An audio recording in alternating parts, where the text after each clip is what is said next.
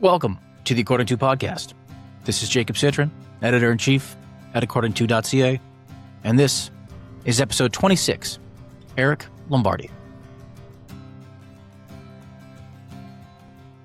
Eric, thanks for doing this.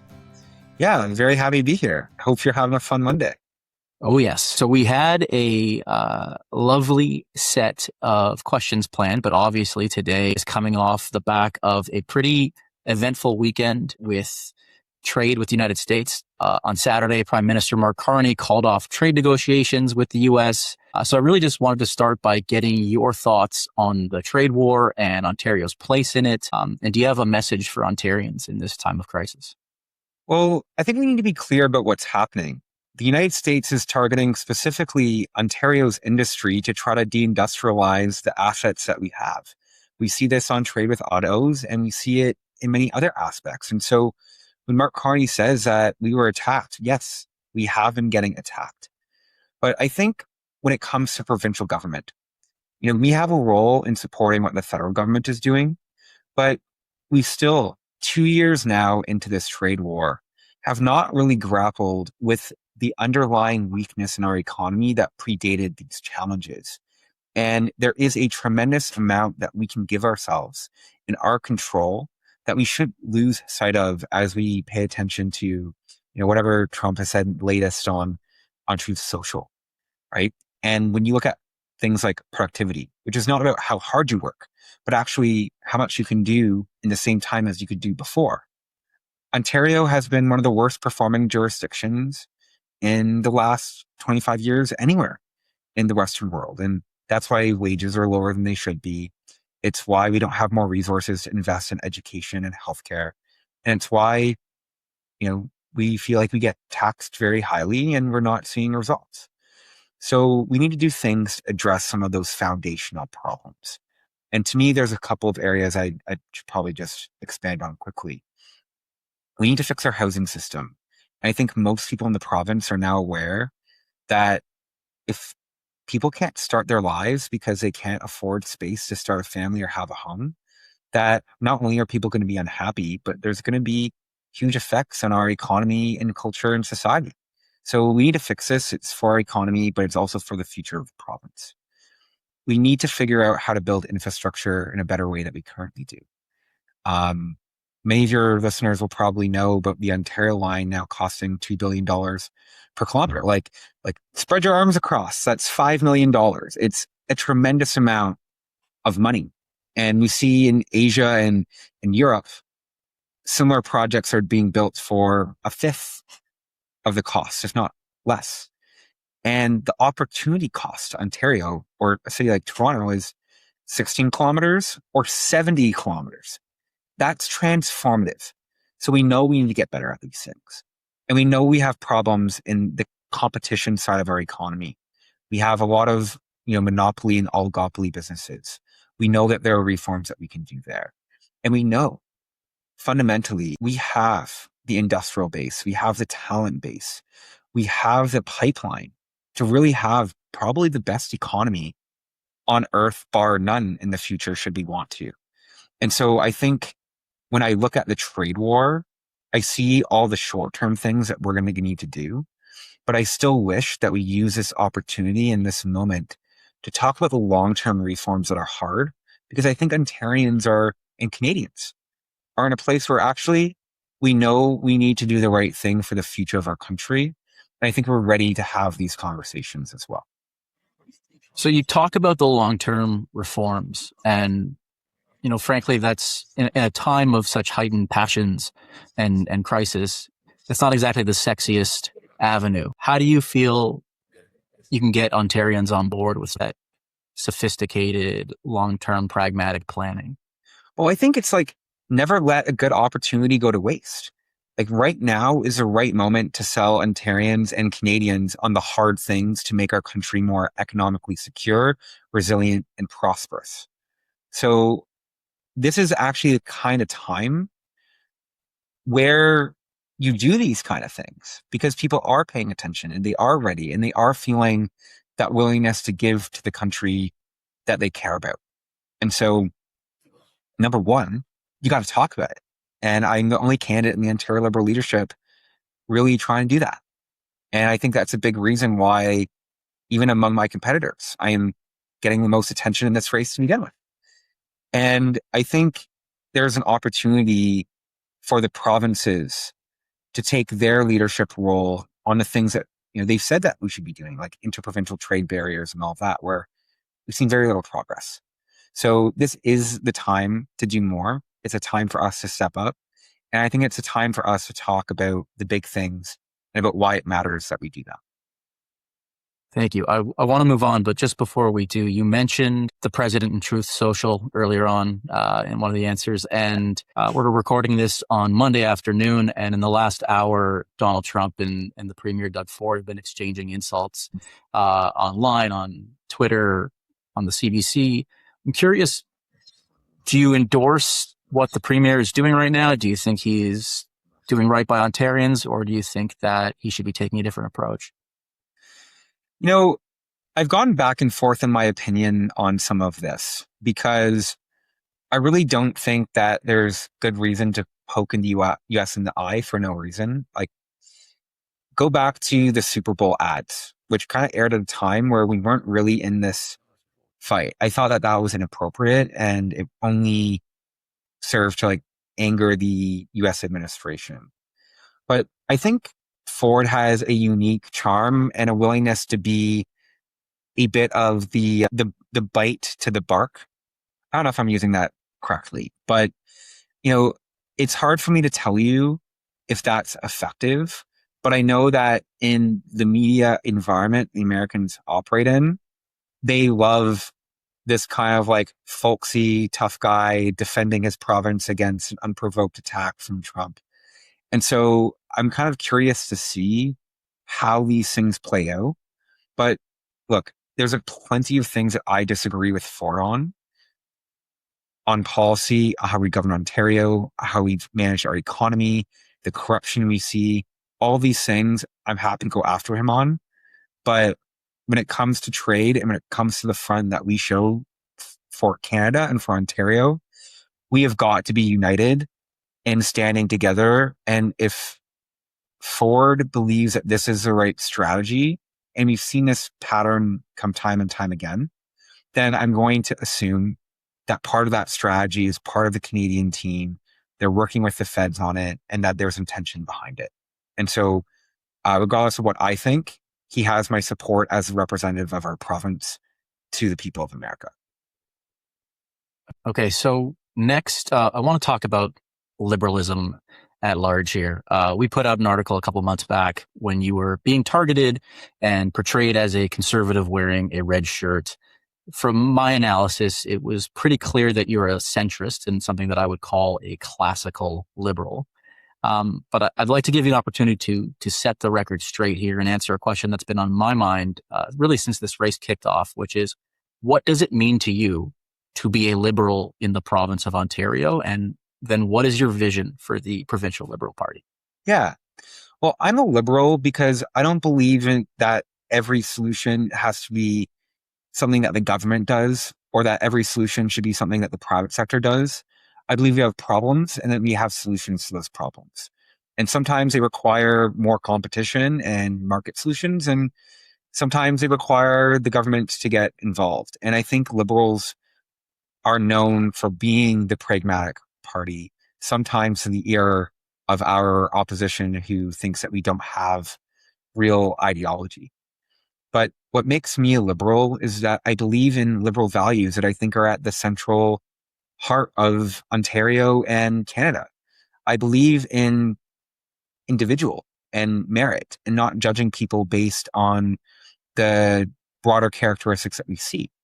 That our state should reflect that as well. It's one of the reasons why I claim that I want to restore merit-based hiring practices in our public sector, when after so many years we've seen positive discrimination in these things. I actually don't think that is a liberal form of politics.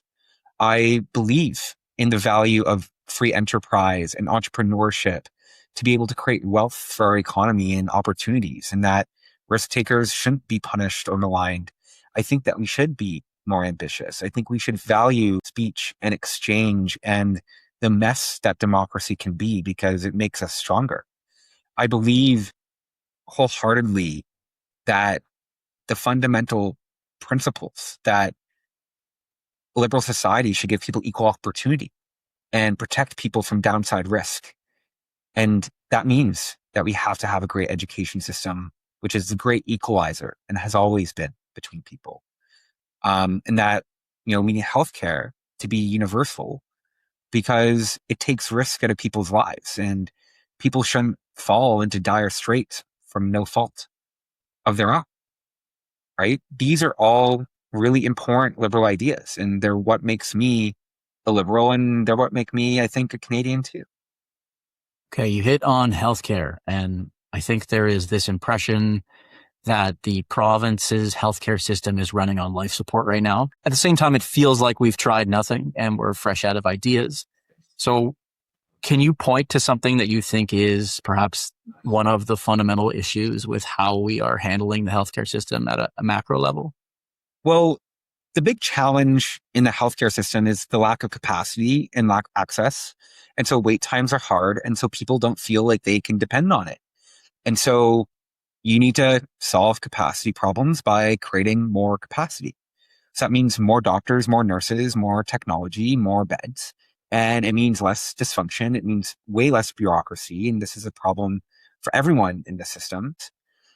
I think we get trapped in Canada on healthcare because we always measure what a solution looks like by how American or not it is. But to me, I want to measure our outcomes based on, are wait times lower? Are people getting more access to care? And will it actually work? And if that's the case, then I think the ideas should be on the table. And so in my platform, I have a lot of commitments of things that I would like to do differently. And the vast majority of the solutions are ultimately operational and technological and not ideological. So given that we might actually post the video of this, I'm going to share a little bit on my platform and go through some of the ideas that I actually have to actually making the healthcare system better. And I have really 3 goals. And I call them no more waiting forever. So this is everything we can do to increase capacity. Number 2 is modernizing our healthcare administration, which means doing more with the systems that we already have and making them more effective for delivering better care. And then the third one, and I think this also needs to be a discussion, like we never talk about it, is we actually have an amazing biotech and healthcare industry that leads the world in many areas of innovation. And there are clear things that we can do to make it even better. And that also needs to be part of this conversation. What are some of those things? I'll talk a little bit about like reducing wait times and growing capacity. So, we talk about the 2.5 million Ontarians that are unattached to family doctors. The first thing to me is that when you move to a neighborhood, you know what school district your child is going to be. You should know what healthcare district that you're a part of. And every Ontarian should be attached to some sort of neighborhood or community health network, even if they don't have a designated family physician. We need to increase the number of doctors that we have in the province by training more doctors. If you double the number of doctors you're educating in Ontario, eventually you're going to have twice as many doctors than you did before on a per capita basis. So we need to open more medical schools. I also want to address family medicine by having a unique stream that people can enter from high school for that pathway. And we've seen this work really effectively in other countries. Emergency care has become a huge problem. And we know that we can attach urgent care, like 24-hour urgent care, to be seen by a GP, not necessarily an ER doctor, for patients who arrive through nervousness or anxiety, but it ends up being something that is low acuity and not a true emergency. We don't need that burden to be on the ER. We also need to expand diagnostics. I think we can double the number of MRIs in this province in 4 years, and that would dramatically expand our ability to access them. And there's other diagnostics that people have to go to an ER for when they're not really having an emergency, because otherwise getting time to go see them is not there. So we just need to invest in this stuff, and we can't. And there's a lot of other things that we can do to expand capacity overall. But to me, making the front door wider and having more beds is a huge part of what we need to do. And that's also part of, why I think we need more secure mental health and addictions treatment capacity, which has created huge burdens on our hospitals, and it's not the right place to deal with those problems. I'll go through administration quickly because some of these are really technical, but we need to do billing form. It's like the number one thing I hear from doctors is that the way that we bill creates really bad incentives for how they manage patients and care. We need to change the models for billing in hospitals where you should never be disincentivized from running your operating rooms because you're drawing down on a global budget. I think we need to reform a lot of how we do this. I think we need to invest in technology. When you go to your family physician and you need a referral to another specialist, it's usually like, you know what? I know a guy. We're going to send them a fax and hopefully they'll be able to see you in the next 6 months. Like, that's ridiculous. So what you should be able to do is say, I am willing to travel 50 kilometers. Who are the specialists in the area? Your doctor might not be familiar with every single one, but you should be able to say, hey, this doctor has availability in a month. This one's wait time is 3 months. Which one would you as a patient prefer to go? And we can actually resolve some of these bottlenecks. Younger specialists typically have more time and more availability than older ones because of how the system works. And so we can actually get a lot of value out of the system we have today by doing things better. We have spent $10 billion on trying to build a universal digital health record in this province. Still haven't delivered one. We got to get this over the finish line by asking people to change. Procurement, back office stuff. There's so many things that we can do to strengthen incentives. And then on leading the world in healthcare innovation, I would like to do an innovation and procurement pathway. Leading hospitals like the UHN here in Toronto, they have innovation leaders. But a lot of regional and smaller hospitals, they don't necessarily have that. They don't get the benefit of being able to roll out learned innovation faster to make patient care better. So we should be deliberate in how these things get rolled out instead of just leaving them up to individual hospitals. We should actually push the adoption of new solutions. We have an opportunity, especially with the way America is going, to have more clinical trials be practiced in Ontario. And that means we'll actually have more health sector innovation. We should also be more deliberate about expanding access to evidence generating or promising therapies, even if they're not done out of Canada. And I think if we're going to have a public system, the public system needs to be there for them. And a life should not be quantified by the cost of treating them. Lots of opportunities in life sciences, lots of opportunities for universities. I think there's a tremendous amount we can do here. Ontario has a real advantage in health tech, and we should invest in it. I want to move on to the next section here, but we heard you in the leadership debate a couple of weeks ago. Tina asked a question about healthcare, and everybody said, well, I believe in a public system. I believe in a public system. And you zagged a little bit and you said the vast majority of doctors and medical professionals and operators in this province are privately run and OHIP compensated. So that's not privatization, but it is competitiveness, I think, that you're hitting on. So can you kind of just explain the difference a little bit for people who may not have understood that? Well, it's just acknowledging that our system is the way it is. And so when we always have this message that, it's, no private operators, it's like, well, it's not, the system is already largely private operators. So the model that OHIP does compensation, and this is where billing reform and things become really important to competitiveness, should incentivize the type of outcomes that we want. And so we're not doing enough primary care. And we can tell that creates problems for people later. You want to catch things earlier. So what kind of incentives are we putting for primary care, right? We see in fully universal systems around the world. Sometimes there is a use case for copays, especially when we see patients who kind of come in for a recurring set of similar issues. And this is, I hear this from family doctors all the time, right? There are roles for things like this, right? So we need to think about the competitiveness and make sure that no one can go without care, and that being wealthy doesn't necessarily get you a way faster front door than anyone else. But I'm committed to a universal public system and making it better. And just like all the things that we went over, some of this stuff is not ideological. It's just, here are solutions. Let's talk about them. Let's execute. and it'll make our system better. To me, competitive is not how do we have market dynamics work better in our system. It's competing with the world leading systems. We spend a lot of money on healthcare in Canada, even on like a percentage of a GDP basis. And we get some of the lowest number of doctors per capita in the OECD, which is the collection of the world's developed countries. We have a fraction of the beds, especially in mental health and addictions, than other countries do.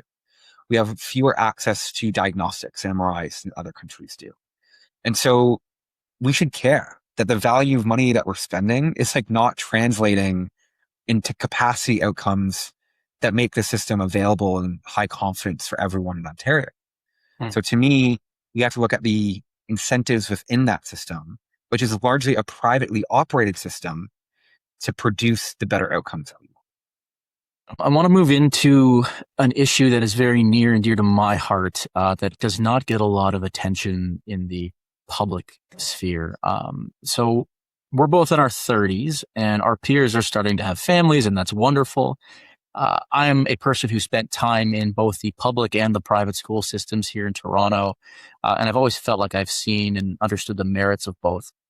Now, what I found interesting is that in past years, whenever I had a conversation about what was better, private or public school, everyone would usually default to whatever they went to, right? So all the friends of mine who went to public school would say, of course, I'm going to send my kid to public school. Now, in the past couple of years, in the Jewish community specifically, that has changed dramatically. And we have young families now who are terrified to send their kids to public school because they're worried about anti-Semitism, they're worried about discrimination. Where are we going wrong? And how do you see the current government's relationship with the school boards? Well, like, let's be clear. We've seen a dramatic rise in anti-Semitism in Ontario, and our province has had very little more than nice words to offer. And so the province is responsible for security and policing.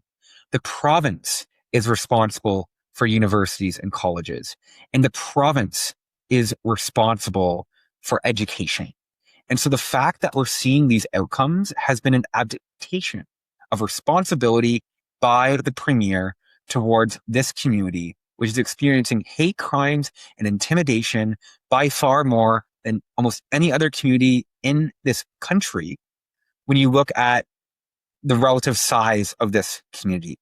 And so, I stand with the Jewish community. I think what you're experiencing is a disgrace, and this sort of, plan B situation that is happening with so many Jewish Ontarians. I hear that they're looking not just, like for their kids, etc., and their communities, but whether they feel like they can belong in Canada for the long term, and people making plans to move to Florida or Israel so that they feel secure.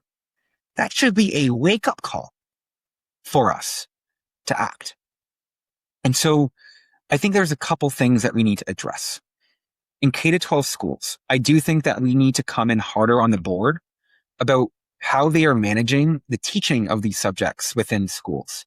And I don't fully trust that students are being given good information about the nature of these conflicts, even from within the school systems.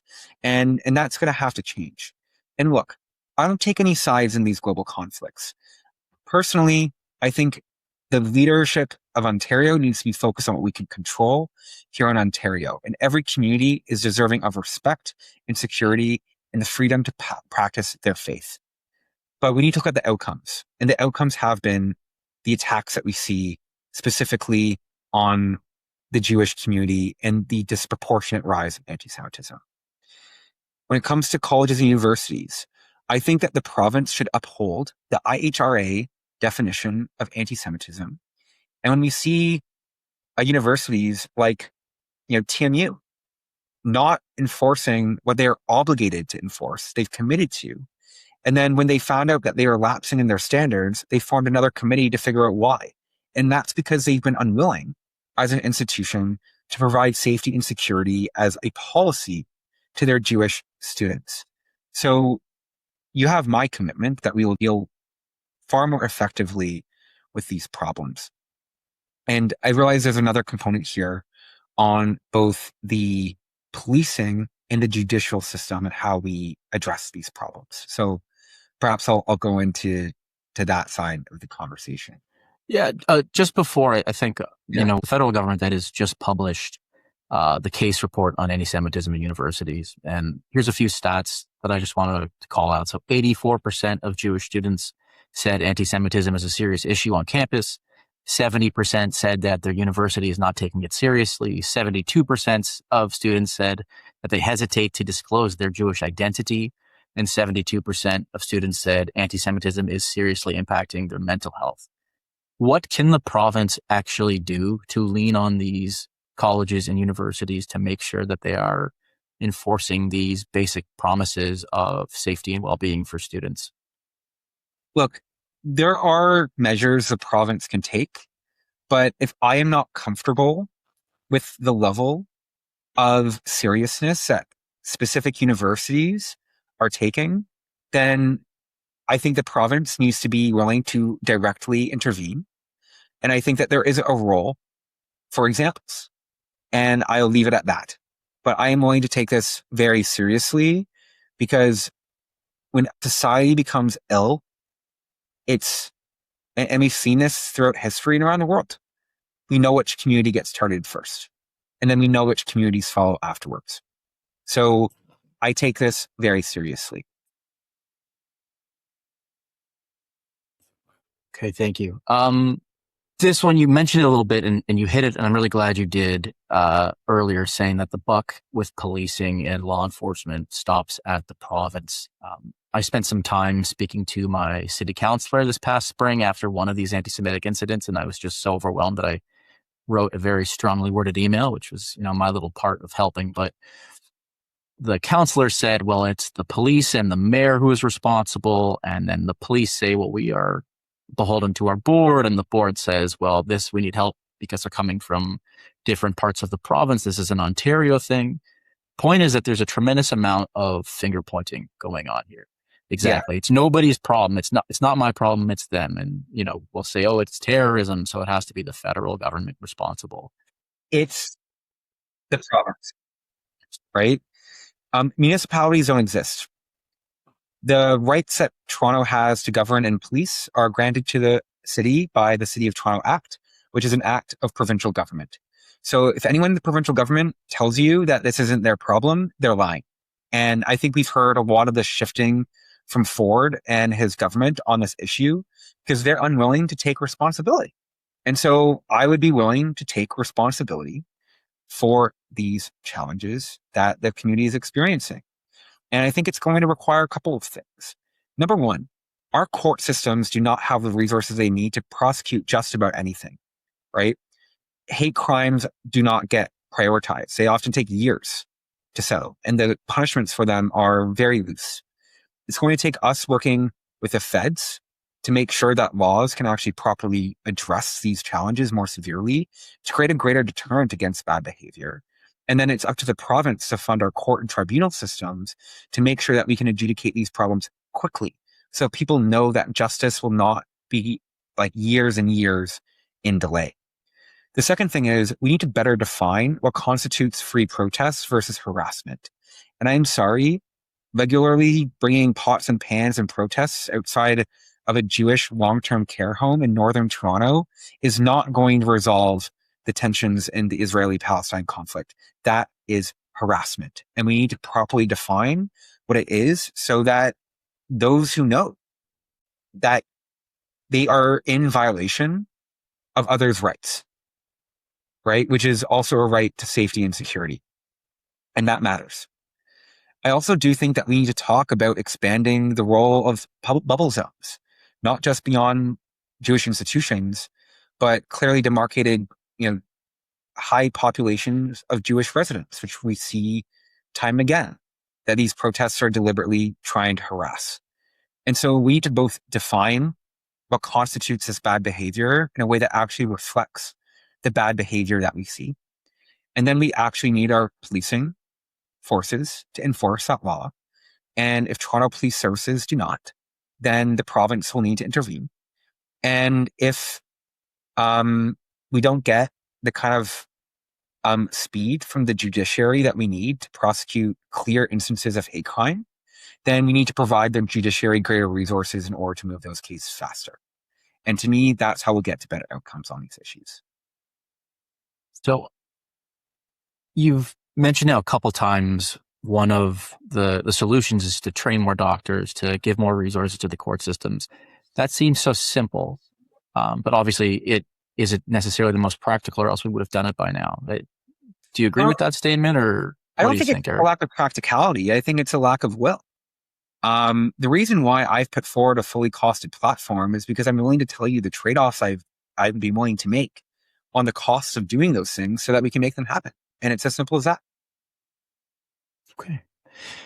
I want to talk a bit about the Liberal Party. So a lot of Jews have really felt abandoned, frankly, by the federal Liberal Party with some of the actions they've taken. Obviously, no cultural group is a monolith when it comes to voting, but it was and is probably the most serious issue facing most Jewish voters. And at the end of the day, a lot of them feel like they cannot trust the Liberal Party anymore after years of feeling abandoned and not supported. So what would you say to those constituents that feel alienated? And I really just think, in other words, why should Jewish Canadians trust the Ontario Liberal Party, and why would they trust Eric Lombardi? Well, the first thing I would say is I would ask Jewish Canadians to trust me on my word that I stand with them against anti-Semitism, just like I stand with lots of communities against the prejudices that they face. I'm a gay man myself. I know these things to be true. But I also think when we equivocate between groups, we don't reflect the proportionality. And very few political leaders are willing to say, as clearly as I am, that the disproportionate amount of hate crime and discrimination relative to the size of this community is something that I see and is on my agenda. And I'm a part of the Liberal Party. And so liberals are not just one thing either. And as long as I am part of this party and I move forward in politics, you will have an ally on me in this party. I also do think our party understands the role of good governance and the critical role that order and security play in a prosperous and liberal and free society. The role of government is to provide people with security and safety and to uphold liberal values, which include respect for our differences, the freedom of religion, and the ability for people to live their lives in prosperity. And so my Liberal Party, and I know the Ontario Liberal Party, feels very similarly to I do, that is our responsibility and obligation to the people of Ontario. So I sit on the board of one of the biggest synagogues in the world. And this time of year, we sadly spend a shocking amount of time discussing security. Specifically, our institution and many others are spending literally hundreds of thousands of dollars on security. We have to sit in meetings and talk about what kind of bulletproof glass we need to be buying. We're constantly doing threat assessments and security protocols and fire drills the way you did in your elementary school. So what do you think needs to be done differently by the province in order to assist these religious institutions? I mean, I think number one, we've got to give you some additional resources so that the security is being paid for out of your own pocket. And, this is extremely important to synagogues, but, I live here in Toronto Center, and there was also a shooting at a mosque recently. If we want to uphold our values that we believe in a secular country in which people have freedom of religion and the freedom to worship, and we see these effects happening where security threats are happening, we've got to help. And it's as simple as that. And I'm committed with resources in my platform, with money against it, to do just that. Okay, you've been very generous with your time, Eric, so I want to let you go. But this is a question I always like to ask everybody. Let's imagine it is 12 months from now and Eric Lombardi is leading the Ontario Liberal Party. Everyone's saying, wow, we're so glad we elected Eric as the leader of the Ontario Liberal Party. What is making them say that? Because generational change is happening. We feel optimistic that Ontario can still win. and that this is a time of building up our province and doing big things again and being more ambitious about what our future can be. And I think people want that opportunity to hope again. And I think people know that our problems are solvable and that the day-to-day of politics shouldn't distract us from like the incredible potential that we have here. And so my hope is that people feel like they were inspired, that someone stood up and said, politics needs to be different.